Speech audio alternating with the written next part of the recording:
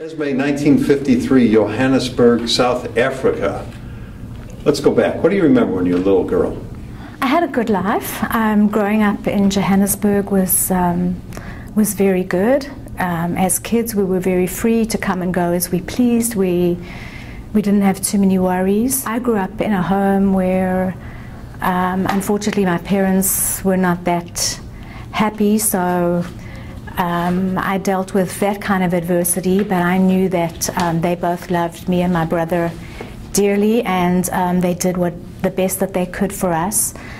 A big part of my life was the fact that my father lost his hearing when I was about 3 years old, totally lost his hearing. And for some reason, I'm not sure why, I was one of the few people that he could lip read very well. And so I became his interpreter. And often, you know, had to speak, or not speak for him, because he could certainly speak, but interpret what other people were saying to him. And I know his life was very frustrating, and you know, that put a lot of tension on the marriage because it was difficult for both my mom and dad. That was a big part of my life, was helping my dad. What did your dad do for a living? He, he didn't have a degree, and due to the fact that he was deaf, he was lucky to have a job, and he was employed by a South African pharmaceutical company in distribution. And my mom always worked, most of the time full-time. She worked for a paint company as their bookkeeper and, you know, office assistant. She was the only one in the office doing whatever was necessary. And she worked for the same company for 25, 30 years. Now, do you remember your grandparents at all? I do remember. My father's parents died before I was born, but I remember my mother's parents. I remember as a little girl, every Saturday my mother would take me on the bus. We never had a car, so we walked quite a ways to the bus stop. We took the bus and we went to visit my grandparents.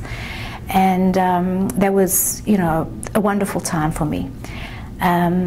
They lived in an area called Bertram's, and I love to go there and be with them.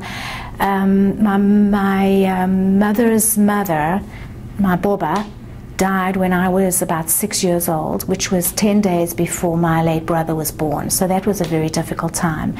And my Zayda lived until 1979, I think. So I knew him very well, and he also lived with us for a number of years. And he was a dear man, and I knew that he adored me. Do you remember what your grandfathers did for a living? My grandfather serviced soda machines. So the old soda machines and cafes and soda shops, he serviced those. Your grandfather had passed away before you were born. Do you know what he did for a living? My father's father was in the meat business. I think wholesale meat supply.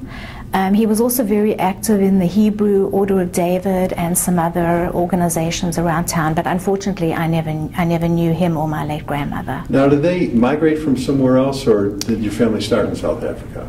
No, my father's parents came from Russia, and my mother's father, Mazeda, came from Lithuania, from Kovno.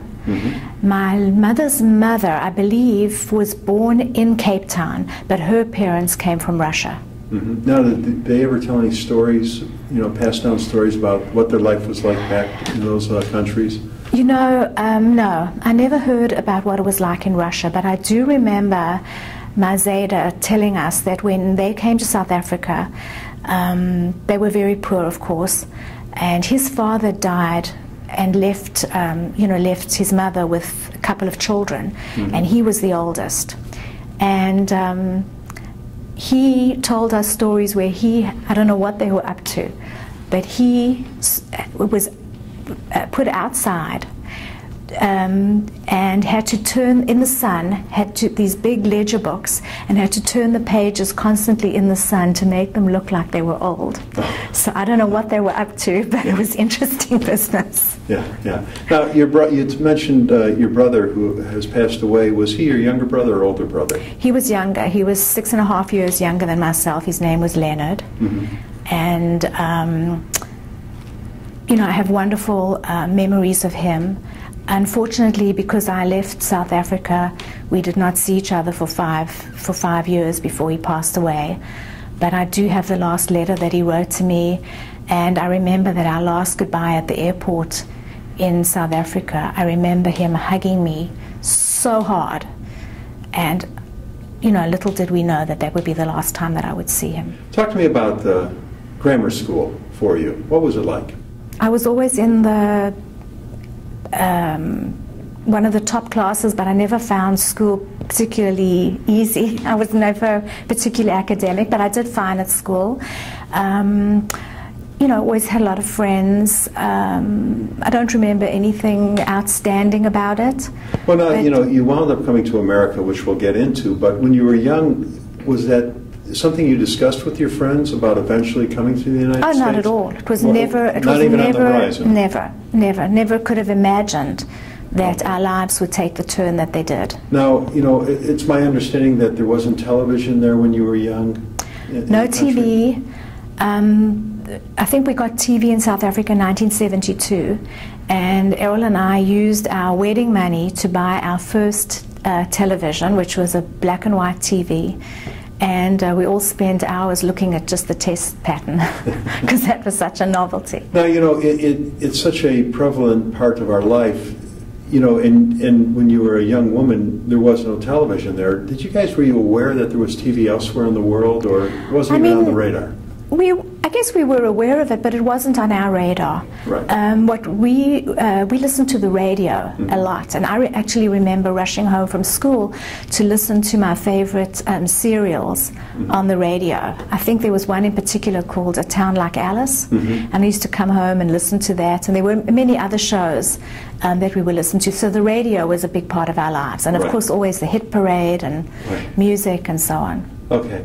High school life. High school was good. I never went to Jewish day schools. I went to public schools where most of the kids were Jewish. Right. You had asked me earlier about elementary school, and we lived in one neighborhood for a number of years, and then for the last year of elementary school we moved to a new neighborhood, so I was in a different school, so it was making new friends and so on. But then I went on to high school. A lot of the kids were Jewish, but it was not a Jewish day school. And it was a good experience. Yeah, yeah. And the Jewish community, were the holidays important? Were you active in the Jewish community? We were very strong. We had a very strong Jewish community. I mean, we were not particularly active in the community per se, but our family was very traditional. We grew up Orthodox, and while we weren't religious, we were very traditional. So we always celebrated the holidays. Shabbat was a big part of our lives. The holidays, we were always together with family for all the Yom Tovim. So that was very important. Now, when did my mother kept kosher, so I grew up in a kosher home. Now, where did you meet your husband? We met at a party, I guess. In those days, we had gatherings which we called People's Over. Right. And a friend of mine's People's Over, you said? People's Over. Okay, that's cool. And a friend of mine's brother had called during the week to invite me to this People's Over because we usually wanted to have the same amount of boys and girls, and they didn't have enough girls. And at first I said no because it was on a Friday night, and I always had Shabbat with the family, but he nagged enough, so I said, okay, I'll go. And I went, and Errol walked in, and when I looked at him, the first thing that struck me was that he had a very kind face, and I really liked that. As it turned out, he came and sat right next to me and asked me my phone number, and I told him it was the date of the Battle of Hastings, so he had to figure that out. And then he followed me home. He followed you home or walked you home? No, No, I had come with a friend, Okay. and the friend's father had picked us up because we were not driving until we were 18. Okay. And I was 15 at the time. Okay. So a friend's father took me home, but I was aware of this car behind us who stopped higher up on the street with his lights off. And then I went inside and then looked out the window, and sure enough, his car pulled up, and I went out to speak to him. And he invited me to go out with him on a date about a week later. Turned out that he had another girlfriend at the time. So after dating us alternately for about 2, maybe 3 weeks, I gave him an ultimatum that it's either her or me, but I'm not going on with this. And did you know who the other girl was? Yeah. Well, I didn't know her personally, but Okay. he told me her name. Oh, okay. Anyway, so I guess I won. And thank goodness. Now, after high school, what were your plans? Career, college? What were you going to do? Well, Errol and I had been dating, and I know that my mother would have done everything possible to send me to college, but I knew that it certainly would be a financial burden for her. Okay. And I wasn't sure exactly what I wanted to do anyway, so I didn't want to waste her money. So I ended up going to study to be an X-ray technologist, a radiologist, a radiographer, as we called it in South Africa. Right. And so that was 2 years of training, which included working at the hospital. And so I was earning while I was working, and Right. that enabled Errol and I to get married, because he was doing accounting and he was an articled clerk, and so he was earning some money too. So between us, we managed to make it work. Now, both families very happy in this marriage? I mean, his family was glad to have you come on board, and your family glad to have him? My family were very glad to have him. I think that his mother was not so thrilled with me, because I don't think she thought I came from a well-to-do enough family. But I think she changed her mind over time. And where did you guys settle down when you got married? We lived in a flat, as we called it, an apartment in an area of Johannesburg called Hillbrow for a while. And then soon after we were married, my parents actually got divorced. And so they each went their separate ways, and we actually bought the house that I grew up in. Oh, okay. And we lived there for about 2 or 3 years, and then we sold it in anticipation of coming to the United States. Okay, now that decision to come to the United States, what precipitated it? When did that even enter the game plan? Well, in 1976 in Johannesburg were the Soweto riots, where the population went crazy about the fact that the white government insisted that they take classes in Afrikaans. And that was a very, very scary time. And while Soweto was pretty far from us, there was another township that was much closer to us called Alexandria. And there was some rioting there too, and it was a very frightening time. And we realized that the writing was on the wall, and we were really afraid that there would be a civil war in South Africa, and we did not want any part of it. We didn't want our children having to grow up and go to the army and fight for something, a cause that we did not believe in. No. Okay. So we decided to leave. It was not an easy decision, because I did not know how I was going to tell my parents that I was leaving. Right. Now, were your children born yet? We had 2 children at that time, Lauren and Mark. Okay, so they were both born in South Africa. Right. How old were they at this time? But when we left, Lauren was 4, Mark was 18 months. So how do you guys tell your family that we're leaving? You know, it's very interesting. Our family were generally very supportive. But I was very afraid to tell my mother that we were leaving. About a year or so before we actually left, we came to America trying to see where we were going to settle, and Errol needed to find a job, as that would be his means to get in, to find someone who would sponsor him.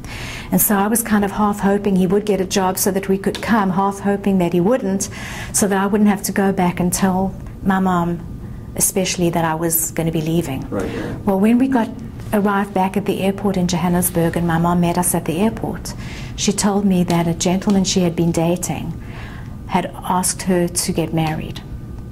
And so that was just a tremendous relief for me to know that she would not be alone. Right, right, right. My father at that time was enjoying being single, and he had a girlfriend at the time, so I wasn't that worried about him. But I was very worried about her, and so when she told me she was getting married, that just, you know, made it so much easier for me to leave. Right. And as it happened, she was only married a short time when her husband passed away, which was very sad. And so it was kind of very strange, because it was almost like that happened to enable us to go. She never joined you in the States? My mother stayed in South Africa for many years. My late brother was killed in a motorcycle accident in 1985. So in 1986, we brought my father to come to the States. He moved to the States about the same time, actually, as Errol's parents came. We sponsored all of them to come to the States. My mother was working and had a very active social life there, and so she did not come until till 93. Okay. Now, you mentioned sponsor. Can you explain exactly what that means? Well, that meant that the person, the good soul who offered Errol a job, had to advertise for that position, interview other people, and then prove why Errol was the only one who could do the job, okay. and in that way sponsor us. Okay. And so this very wonderful family, Mel Beecher and his family, sponsored us. He turned out to be a little crazy at work, but we're forever grateful for them for what they did for us. Now, you said, though, you sponsored your mother. What did that entail? Well, we first of all had to have our citizenship in order for us to be able to sponsor our parents to come. Mm-hmm. And so really we just had to apply for them to come, and to basically sign that we would be responsible for their financial welfare. Now, when you and Earl made the decision to come to the United States, why the United States over anywhere else in the world? We did consider going to Israel, and we went to Israel to visit, but with neither of us being terribly good at languages, Errol in particular felt that it would be very difficult for him to make a living there, and so we decided to come to the States. Did you have any preconceived ideas about what the United States was? Not really. Not really. I mean, I knew it was big and vast, and hoped that there would be opportunity, but not much more than that, really. You arrived in Dallas in what year? We actually first came to Denver. Okay. So we arrived in Denver in 1978, May 1st, 1978, and we were there for 4 years. We moved to Dallas May 1st, just coincidentally, which was also my father's birthday, May 1st of 1982. Okay. And how did the Jewish community embrace you? In Denver, the Jewish community was absolutely wonderful. The Federation embraced us. They had a very active newcomers program, which I got involved in. And we had monthly meetings. They would welcome all new people on a monthly basis. And I made a lot of friends that way. And it was just wonderful. I was actually very, very happy in Denver. And in fact, got my first job once we got our green card. Initially, I was not able to work. But once we got our green cards and I was able to work, I got my first job through a gentleman who worked at the Federation, and I worked for his wife, and they were just wonderful to us. And I was very, very happy in Denver. Okay. And then you came to Dallas, I'm assuming because of career changes. Right. Okay. Right. And how did the Jewish community embrace you here? After spending 4 years in Denver, working hard to make friends, I was not particularly happy to move to Dallas, and didn't want to go through the whole process of making friends all over again. But I called one person to give her a grüß from someone in Denver, just to say hi, and we started chatting, and it turned out that she went to school with Errol, and she invited me over and invited other South African women over with their kids, and one thing led to another, and I had a wonderful group of friends, which I have to this day. And your third child was born in Dallas? Leon was born much, much later, in 1988. Okay. Yes. Beautiful. Okay. Now, in your lifetime, you've lived through so many momentous occasions, and I can't think of anything bigger than moving across the water. Right. Is there something, though, that really stood out in your mind that you really noticed, like possibly the moon landing in '69 or, of course, 9/11? Is there something that really affected you that you really took notice of on the national scene in the world? Well, the moon landing was, of course, a big deal for us, and Kennedy assassination and so on. Most of the main events, but the biggest, I think the biggest and most wonderful thing for me was the technology that was available in the United States. When I mentioned to you earlier that my father was totally deaf, and he was totally deaf for 40 years.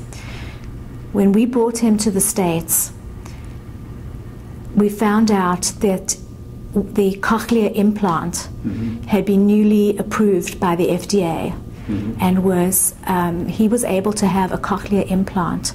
I believe it was in the very late 80s. And he had a cochlear implant which completely transformed his life.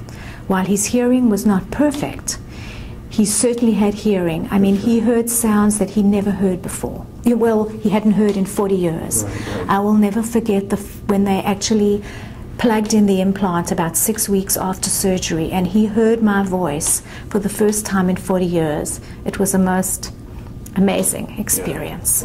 And that gave him a whole new lease on life, which was just wonderful. So that for me was what had the biggest impact on my life. You had mentioned the Kennedy assassination. You were back in South Africa. No television, just radio and newspapers, of course. How much of an effect did it really have over there? Did you guys even really notice it, or did it matter? It did matter, but I don't remember.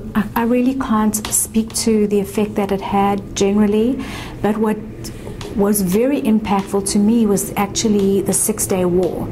I remember distinctly rushing home from school every day to turn on the radio to hear the news of how that war was going. Right, and that's the 6-day war, of course, in Israel. In Israel, yeah, and that was very impactful to us as in the Jewish community.